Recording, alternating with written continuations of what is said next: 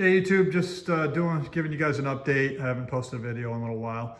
I've been working on the rear taillight assembly and trim on 68. I've pretty well got things roughed in or mocked up the way they need to be.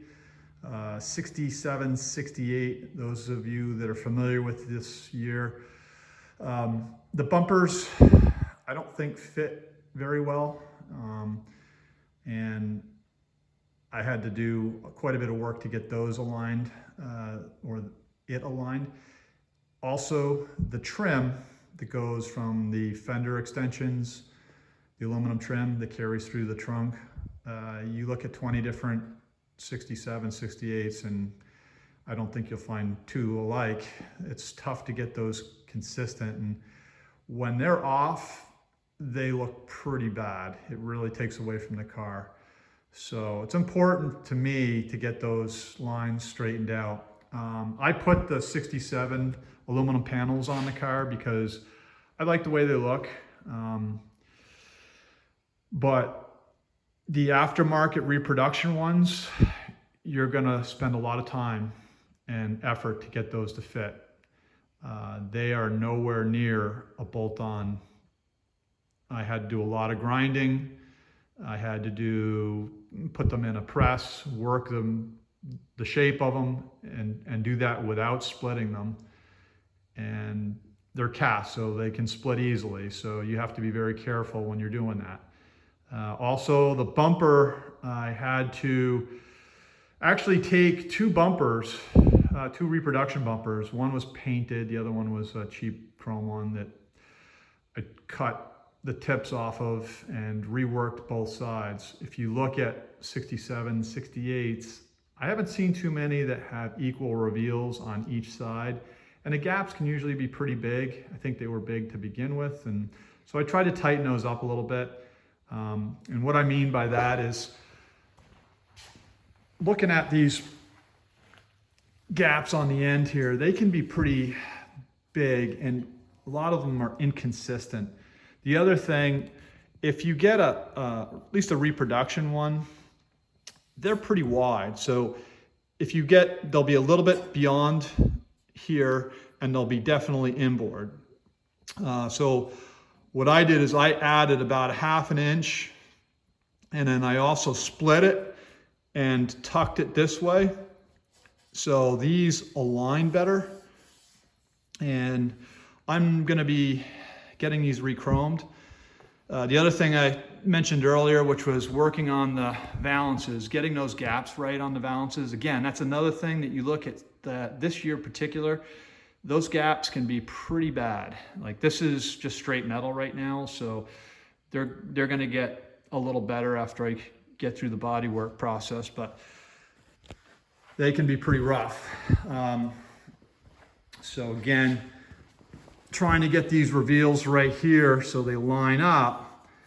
Again, they're much wider. They're reproductions anyways. I can't speak to fitment on this one with a stock bumper, but I have seen 67, 68s with stock bumpers, originals, that are also not well fitting.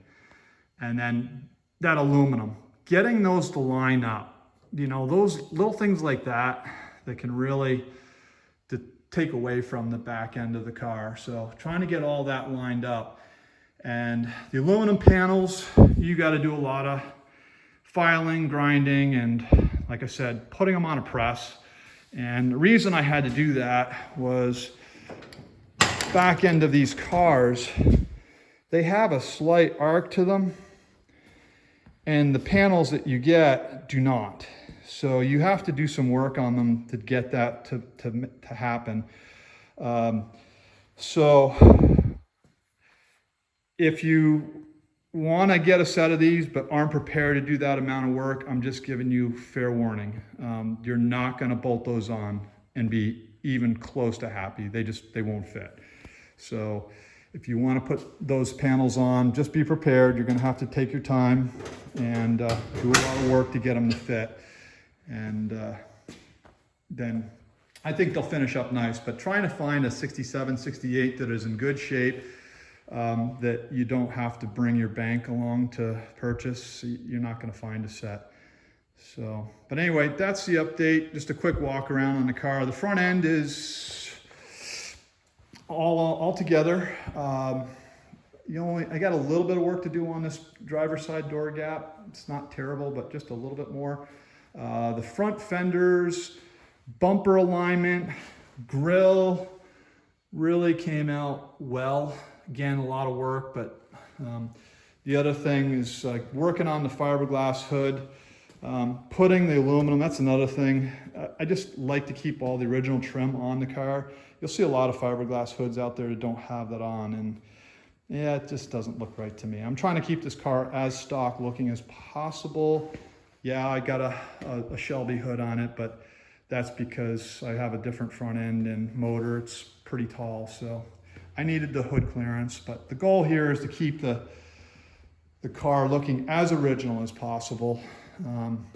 I got to do some badging on the fenders. I'm going to put the 390 badge on it and the Mustang badge along with the rocker panel moldings. That's next on the list to tackle. I've got some originals that are in really good shape.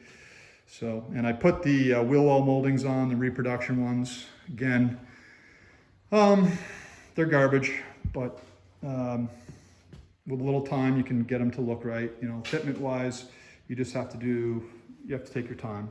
So, give you a close up of these here so you can get a, basically if you looked at them cross-eyed, they probably would dent, but it's gonna, again, to find a good set of those, you're gonna pay a fortune for.